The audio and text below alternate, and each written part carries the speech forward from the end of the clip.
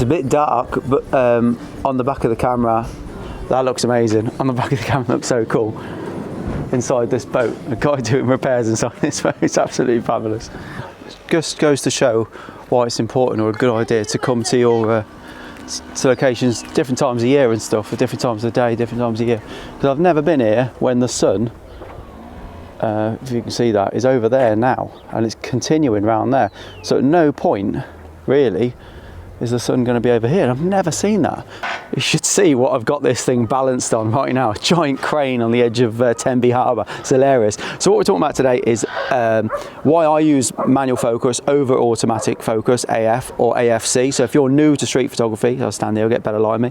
If you're new to street photography, or if you just bought a camera, if you're new to photography, the chances are you're going to switch the camera on and it's going to be an autofocus, and you're just going to use autofocus. Now for street photography, and 90% of my workshops, I always encourage people to try and master manual photography, manual focus photography. Okay, and there's a few reasons for it. We're going to talk about the pros and cons of manual focus versus autofocus. And when I say autofocus, I mean autofocus single and continuous autofocus. Okay, so whether it's going to lock on and try and track a subject. So let's get into it.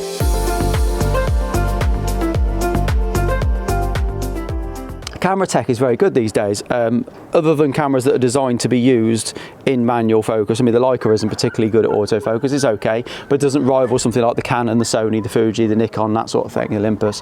So if you've got a camera like that and you're buying it for its autofocus capability, then I get why people want to use autofocus, face detect, eye detect, that sort of thing. Face and eye detect for portraits. If you're doing street photography because you enjoy portrait photography, let me just check that light.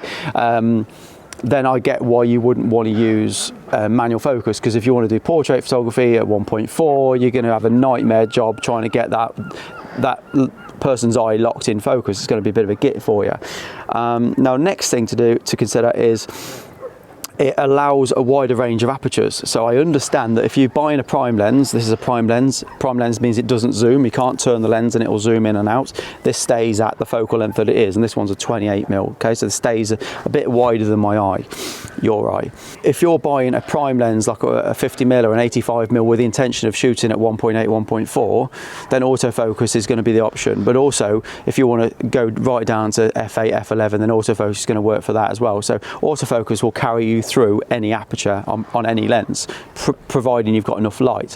Whereas manual focus, you're going to have an issue past f4, depending on the lens, depending on the focal length, depending on the size of the aperture. You wouldn't want to focus at, I see loads of people with Leicas 1.2s and even f2s on 50mm, and they can't get it tack sharp. They're constantly jostling around with the focal tab trying to get the focus right.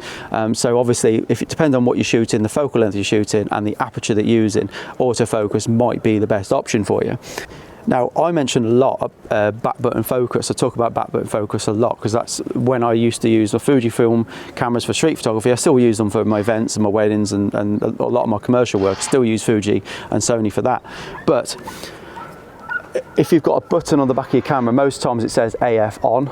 Or something. Let me just check this light again. It says AF on. So if you've got AF on the back of your camera, that is an autofocus option. It's normally a single autofocus, single autofocus. It doesn't normally continuous. You can set them to be continuous, but it's normally a single. So if I put this in autofocus now, so I'm in autofocus, back button focus on that. So it only focuses when I press that back button, doesn't focus when I press the shutter. So I can go infinity, 2 meters, infinity, 3 meters, 2 meters, 1 meter. It's auto-focusing, but I'm still kind of manual focusing because I've got control. It's not going to then refocus when I try and take a picture. So I can go 1 meter, infinity, 1 meter, 2 meters, infinity. I can back button focus on the back of the camera then. And most cameras will do this. Most cameras. There's only been one workshop I've had where the woman's camera didn't have back button focus option. So that's an autofocus mode as well, but it just means that you're stepping up towards manual focus. So if you wanted to give manual focus a go, back button focus, take the focus off the shutter. That's a good starting point for manual focusing.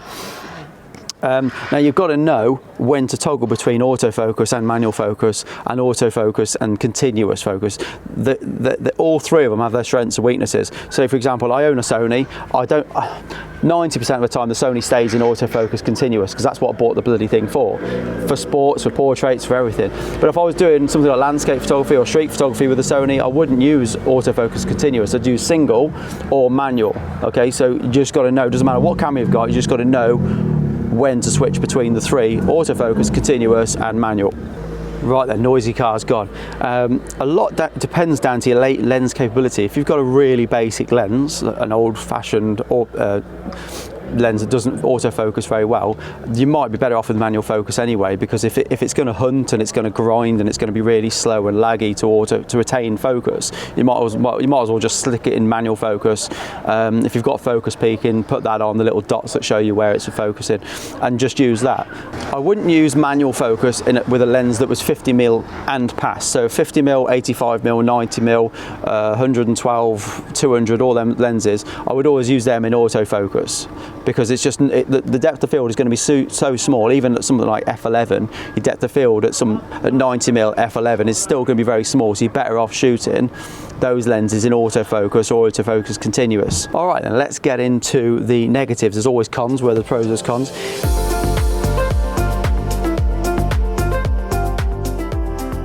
The reliance on the camera and the lens is so big when you're autofocusing. It's really quite frustrating, especially if I'm doing a commercial event or anything like when I've got to track somebody walking towards a stage or something like that. I'm relying so much on the Sony's capability or the Fuji's capability or the lens's capability. So much pressure is on the camera to get it right. Now with street photography, you just don't need to do that. You don't learn any lessons when you let a camera do everything. If you let the camera do fully auto exposure, fully auto focusing, it decides whether it needs to find a face, it decides where it needs to find I don't know, it might find the wrong bloody face. You might be in the crowd of people at 1.2 tracking somebody walking towards you, and all of a sudden the person in the background gives it a full view and it jumps over to them, so you've lost control and you're thinking, hang on, how do I get back to that person? I wanted that person that's coming towards the camera, and now I've missed a frigging photograph because the camera's decided to focus over there or on the background or something like that. So I always encourage people at workshops to own the camera settings. It's really, really important. And it might sound daunting, but if you've just started off as a beginner photographer, there's three variables. There's aperture, shutter speed and ISO. There's only three things you need to learn. But then with your focal length, if you're shooting with a prime lens, it's so easy to master this focal length. It doesn't matter if it's a 35, a 28 or a 50, it doesn't matter what it is. If you're sticking with a prime lens, it's easier to then master focusing, all right? So when you're starting off, if you're a beginner photographer, now's the time. Don't be intimidated by it. Now's the time to think, well, hang on, I want to be in control of my focus. I want to be in control of my aperture, my shutter speed and everything. So take control, all right? Low light problems. If you're doing street photography in low light, depending on the lens, depending on how you've got your camera set up, it's a real struggle. I know, because I'm an events photographer. Sometimes even a Sony, if I need to shoot my white wall at f8 or something, and I'm relying on flash, the camera don't focus at f8 when it's relying on flash with my white wall. Even though the ambient light seems okay, I'll put a clip up for my white wall, and so it's unnecessary risk, especially in low light. So in low light, you might want to back button focus, lock the focus into where you want to be, so the shutter, when you press the shutter, it's not going to then try and re-hunt and refocus and try and that thing in the lens goes as it's trying to acquire focus. If you're worried about manually focusing, put your camera in on. If you've got like a Fuji or something, you put it in manual and then turn the focusing off the shutter, back button focus. So in low light, you can just literally back button focus, lock it in, lock the focus in. If it's 2 meters or if it's a certain point you want to focus on, lock it in, so you're not relying on the camera potentially hunting and stuff like that. With wider focal lengths, anything wider than a 50mm, I don't see the point in autofocus for street photography. It's completely pointless because of the depth of field. On a 28mm, I know this is moving around all the time, I can see it. On a 28mm, I'm in autofocus now, it's come out of that. If as a 28mm, I can set this to about 2 meters. And I never need to worry about focus, because from 2 meters to pretty much, if I focus just past 2 meters, from infinity all the way to the camera is going to be sharp at something like f8 or f11. So I don't need to worry about focusing. let's get into the pros of why I would manually focus. Even as a beginner, get used to manually focus. It might take some practice, you might make some mistakes, but it's learning, and by making mistakes, you're learning. You know, you're taking ownership of those mistakes. You can't really learn to drive in an automatic car, can you? You need to learn to drive in a manual car, so you understand how a gearbox works, or how a rev counter works, and all that sort of thing. That's annoying me moving around. So take control and ownership of your errors. With a manual, if your camera's, my camera's in aperture priority at the minute, manual aperture, manual focus, minimum shutter is set at 250, and I'm then just controlling where my depth of field is. So I've got full control. If I make any mistakes, it's down to me. If I knock it to 1 meter, if I knock it to infinity, it's down to me. It's my fault. I'll learn from it. With manual focus, all you've got to have is 2 zones. You've only got to have 2 meters, like I said, or just past 2 meters, what they call hyperfocal distance, or infinity. So I can go 2 meters infinity, 2 meters infinity, whether that's back button focusing or whether it's like that on the top of this lens. I can just move the focal point on the top of the lens there, so I can go from infinity to 2 meters instantly. I can do that with the camera turned off. If the camera's switched off now and it's already focused at 2 meters, so it's the fastest focusing thing in the world, isn't it? I'm never going to miss focus. I've got my hyperfocal distance options, which if I'm at f8 or f5.6 is pretty much the way you should be doing street photography anyway, because you're just taking ownership. You get used to where your feet are, you get used to that 2 meter distance. So if I step back to here, I'm say 2 meters away from you now. I know that if I focus this camera at 2 meters and take a picture, that is going to be tack sharp. In fact, I'll do it. Turn the camera on, 2 meters, there's the photograph. So I know that that's tack sharp. I am going to worry that the camera's misfocused. Taking ownership of it. The camera's at 2 meters, f11. There's no point in autofocus in that. Also, it's a more tactile experience. I enjoy it's a bit like driving an old Mustang as opposed to a Tesla. It's a bit like getting in a car and feeling the gearbox, feeling the old steering wheel, feeling the ruggedness, just feeling that extra layer of connection with you and the camera. If I was walking around going duh, duh, duh, duh, duh, it wouldn't feel like I had any control or any ownership of those photographs. It would feel like the camera's just doing everything. So it's a really nice tactile experience. I'm not relying on the camera. I can set it and forget it. So if I go to just past 2 meters now at f8, I can literally walk around like this at 2 meters. Everything I'm going to want to photograph is about 2 meters away, maybe just past 2 meters. If it's much further than 2 meters, like the boat picture I took over there just a minute ago, I'll show you that. I went to infinity, so I knocked it down to infinity. But either way, infinity, 2 meters. How hard is that? How hard is it for me to go infinity, 2 meters, infinity, 2 meters? I just decide which one of those is going to work for me. Done. It ain't missing focus. There's no issues. And I'm at f11, or I was at f11. So why would I not? Why would I autofocus? Why every time when I was going to take a photograph of the boat not moving and me not moving, why would I rely on the camera going beep beep beep beep beep beep trying to focus every single time? It's blinking pointless. I might as well just lock focus in, back button focus it, or manual focus at infinity or hyperfocal, whatever. You get the point. So I feel when that works, I mean, also you've got the idea of like vintage lenses, so you could go out and buy some vintage lenses, some old Minoltas 28mm or old Canon 28mm or whatever it is, and they've got these focus scales. You don't have to buy a Leica to get these focus scales on the top of the camera. Loads of lenses that you can get on Amazon for like 30 quid have got these focus scales on the top, and you slap that on the front of your camera and you're at 2 meters, you're at infinity for 30 quid sort of thing. You can, I mean, even some of these third-party Chinese manufacturers are doing some amazing lenses that are like f8, 2 meters, 2.5 meters, freaking job done. You know, it's just really nice way of shooting. And I also enjoy the idea that I get used to what 2 meters is, so I can step back, go to 2 meters now, step back, and bang, that's done. So I can get used to what that is, and then if I go to infinity and look at those buildings in the background or the sea or whatever I wanted to photograph, then I know that infinity's there. And I really enjoy that sort of way of shooting as well. The cons are that it's difficult with small apertures. So if I absolutely wanted to use this lens at 1.7, I don't want to autofocus it. It's going to be a nightmare, okay? And you can't do astro with this camera anyway. So there's no point me trying to manual focus at 1.7. There's just borderline no point, unless I want to really slow down and enjoy it. But if I miss, I'm going to be really annoyed. So below f4 on this lens, because it's a 28mm, below f4,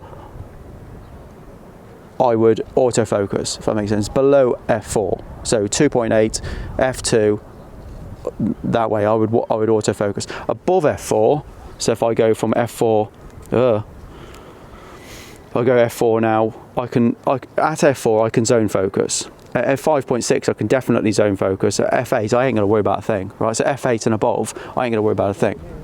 you have got to practice with this, but then after a while, I mean, this is one of the reasons I love this camera so much. Let me take this off. I'm going to forget that. One of the reasons I love this camera so much is I can just literally, I mean, it didn't take me long to practice that, just knocking that forwards and backwards like that. It didn't take me long to master that. And even if I'm not bang on, I'm close enough. There's a meter, there's 2 meters, there's infinity. So just having that control takes a bit of practice. It might take you a month, but run around the house doing it. Just run around the house at 2 meters and just get used to putting your feet 2 meters away from every subject. So just get used to doing that. So when it's not hard, you know, as long as you can get to f4 at 2 meters, just get used to that. It's a really easy thing, and it's one less variable that your camera's going to let you down on, which is really important.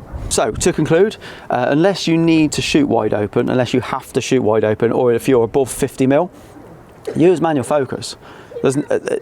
If you're one of these people, and there's lots of people that do this, they buy a lens that goes down to 1.7 and they will never take it out at 1.7. I've seen a review of this camera once, and the guy did the whole holiday video with the Leica Q2 at 1.7 because he could, right? It's just ridiculous. So he missed out on all that depth of field, all that sharpness and everything. But if you have to shoot at 1.7 or 1.2 or anything below f4, fine, autofocus. But if you can get away with, like today, why the hell would I don't need to go below f8 today. It's just a beautiful, beautiful day. I don't need to go below f8. So f8 today, all I'm going to do is 2 meters or hyperfocal distance, something like that. And I haven't got to worry about anything. I've just got to enjoy my photography. Set and forget. There's an expression, F8 and be there. That's why my magazine, which we're going to get to in a minute, is called F8, because you can literally set your camera to F8. You can set your focus to say 2.5 meters, and all you've got to do is be in the moment. I've just got to switch the camera on, get to 2 meters and go bang. See something interesting, bang. So yes, basically get out, practice, walk around the house, go walk around the street, whatever you want to do. But my hack is infinity, 2 meters, infinity, 2 meters. If you go to F8 and just go between infinity and 2 meters, you're never going to have any problems. So anyway, let's slap this back on. Let's go and get them. Let's go and get some photographs. I've taken a few already. But if you want to support the channel, if you did get anything from this, please do check out F8 magazine. Issue 6. I can't believe I'm saying that. Is part of the reason why I'm out now today, because issue 6 needs to be collated. So I've got some images for issue 6 already. But if you're supporting the channel, if you are supporting the channel, I'm really, really thankful. Really, really do appreciate it. So yeah, do check out F8 magazine. It's a 50-page magazine which is designed to help people learn and improve their photography. So if you are interested and do want to support the channel, please do download F8 magazine. Also jump over to my website, because I've got a few workshops coming up with Matt Hall, who is an absolute legend. So if you check out my website, I'll have links in the shop side of my website to the Eventbrite page, where you can join us on a few workshops that I've got coming on all around the UK and hopefully abroad. Do hit subscribe, because in 3 weeks I'm going to Norway, which I'm mega excited, and at the end of the year I'm going to Nepal, which is absolutely fantastic. So yeah, do hit subscribe, and I've got another trip hopefully lined up as well, which is going to be amazing. If that happens, then do hit the subscribe button and you'll be in the loop for that one. Let's go and take some friggin' pictures.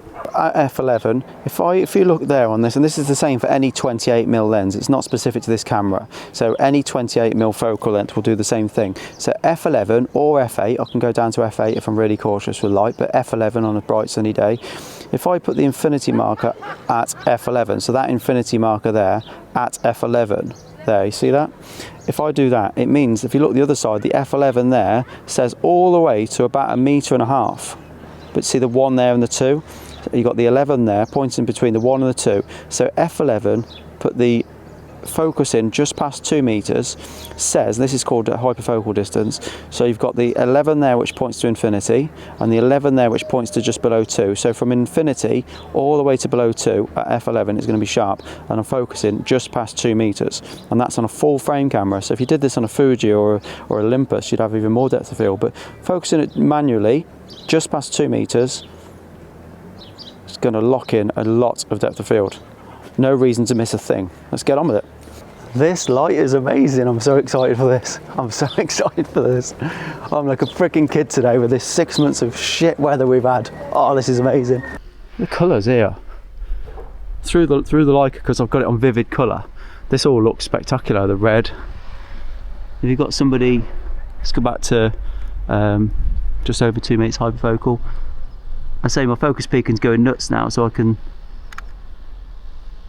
Because if I was in autofocus now, I'd be thinking, right, if I let the camera just decide where to focus, would it focus here? It'd probably focus there. If I had it on wide, it'd probably focus there, which would render this all soft. But if I was autofocus single point and taking control of where to focus, I'd probably select, say, well, 2/3 into the frame is probably these yellow ropes. So I'd probably back button focus there. But even that doesn't then focus past that. So with the manual focus being at hyperfocal, which means acceptably sharp from just past 2 meters all the way to infinity, those buildings all the way down to here is going to be sharp and probably be a bit in front. So if you look at photo pills and put your lens in and your focal length, it'll tell you what your depth of field is. But this is a good sort of practice. I'm on a 28mm lens, so I'm nice and wide.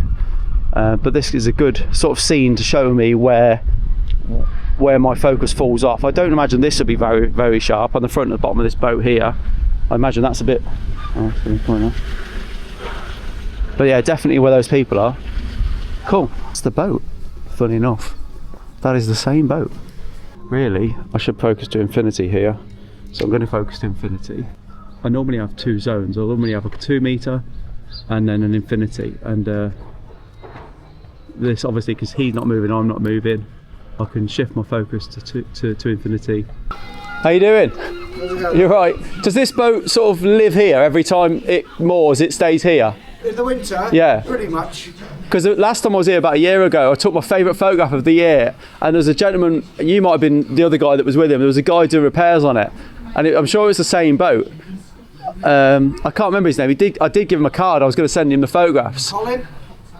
Older guy, grey hairish, I think it was. He had like a flat cap on, I think, from memory. Oh, he's the one that used to own it. You've just missed him now. Has he? Oh, what is this? But is this the boat? This is the boat that he's been working on. Yeah, and it had like a Welsh flag as well on it. Yeah. Yeah. Oh, one of my favourite photographs, and very similar to like you are working on the top of it. Yeah. And when the light hits, it's amazing. Yeah, none of that's on yet.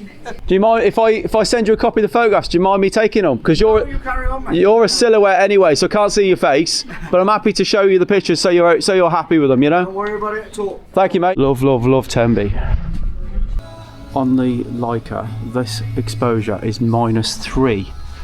-3 exposure compensation to meter for the bright part there, without clipping that, because there's so much dark area around here. But I want these lines and this step ladder to point to that yellow there, and that's 3 stops darker than this foreground. So yeah, beware of that. Your face isn't in it because I'm using this to block you. No, perfect. All right.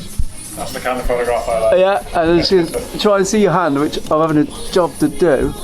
But let's have a look. There's the hand. The hand's getting blocked by that. God, this is hard. That is cool though. There it is. There it is. Got the hand. And then amazing. Thank you, mate. All right. Cheers, buddy. It's a bit dark, but on the back of the camera, that looks amazing. On the back of the camera, looks so cool. Inside this boat, a guy doing repairs inside this boat. It's absolutely fabulous. Hello. Hello. Sorry, mate. Do you know when the crane comes to take these in? 31st of March. Is it? And it does them all at the same time? Yes. I've never seen that. So that'll be Do it quite. all in a couple of hours. Really? Yeah. Is it in the morning or? It'll be from about 4 a.m. Oh wow! Good heavens! I'll have to come down. Oh yeah, look forward to that. Brilliant. Thank you, All mate. Cheers. See that corner of that light in the bottom left-hand corner, and I can't quite get the boat in as well. With Bristol Ski Holidays, we're all very excited about it right now. You can follow the action on Global Plan, of course. Listen to Heart for all the tunes. From Avoriaz, right, we're getting on Beyonce soon. Let me sip on Ayaz, replay, and keep Quite like the way the foot was sticking out the last second as well. So I have a nice recce shot of it, but that's a hell of a shame that I didn't get the guy walking through that gap there. So when if he'd have had the yellow behind him, to give him the solid object that he needs behind him, that yellow area would have been just freaking brilliant.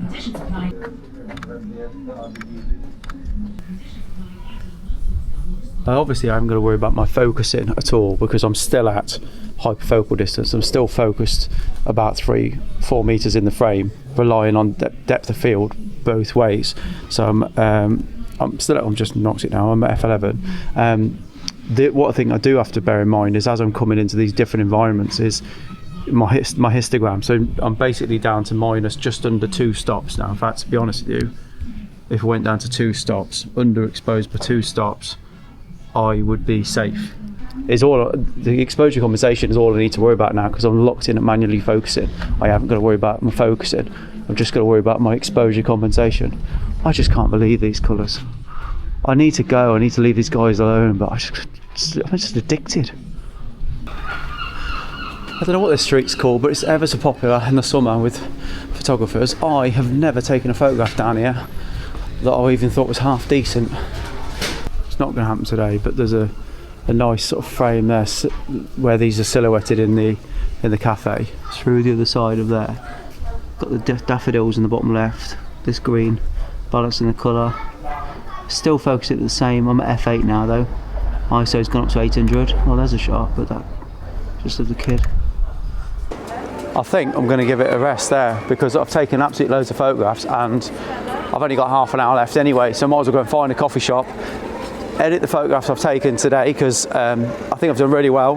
Just find somewhere, edit these photographs, get the video together, and hopefully get it live tomorrow so you can see it. But yeah, do check out my magazine. Huge support for the channel. If you enjoyed this video, if you took anything from this video, probably a bit of a long one, but if you enjoyed this video, if you took anything from it and you want to support the channel, downloading F8 is the way to do it. We've got issue 6 hopefully coming out in the next 2 months. So you can download all 5 in one go if you want.